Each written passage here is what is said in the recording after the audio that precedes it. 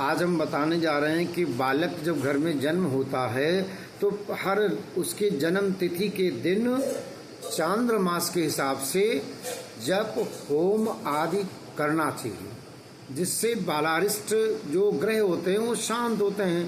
12 वर्ष तक ही करना ही चाहिए।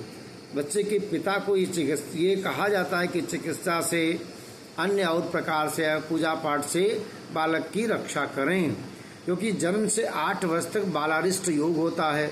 8 वर्ष से 20 वर्ष तक की अवस्था योगारिष्ट होती है और 20 से 32 वर्ष की अवस्था अल्पायु कहलाती है और 32 से 70 की मध्यायु और 70 से 100 वर्ष की पूर्णायु कहलाती है। 100 वर्ष की मनुष्य की पूर्णायु मानी गई है। 3 भागों में अगर बांट दें तो अल्पायु, मध्यायु, दीर्घायु कहते हैं। अब इसमें एक और बात है कि यदि जन्म दिन मृत्यु या दिन रोग या विष घटी काल में हो तो जातक यानी बालक मर जाएगा।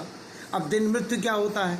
दिन मृत्यु कहते हैं कि धनिष्ठा और हस्त नक्षत्र का प्रथम चरण, विशाखा आद्रा का द्वितीय चरण, उत्तर भाद्रपद का श्लेषा का तीसरा चरण, भरणी और मूल का चौथा चरण और दिन का समय हो तो दिन मृत्यु योग होता है।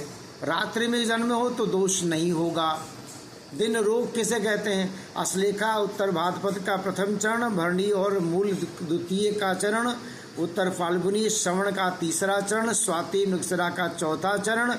यदि दिन के समय में हो तो दिन रोग होता है, रात्रि के समय हो तो दोष नहीं होगा।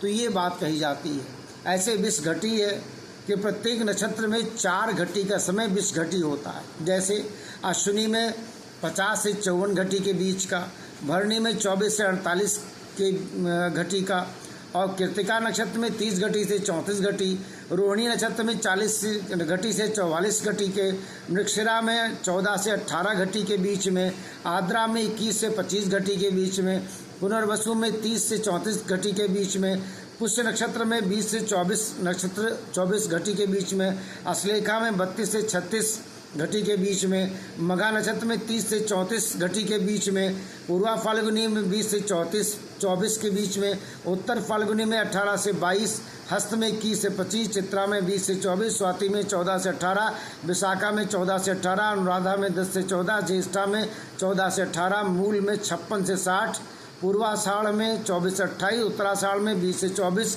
श्रवण में 10 से 14, धनिष्ठा में 10 से 14, सतविषा में 18 से 22, पूर्वा भाद्रपद 16 से 20, उत्तर भाद्रपद 24 से 28, रेवती में 30 से 34 घटी के बीच में ये विष घटी होती है। इनमें जन्मे जातक की मृत्यु हो जाती है।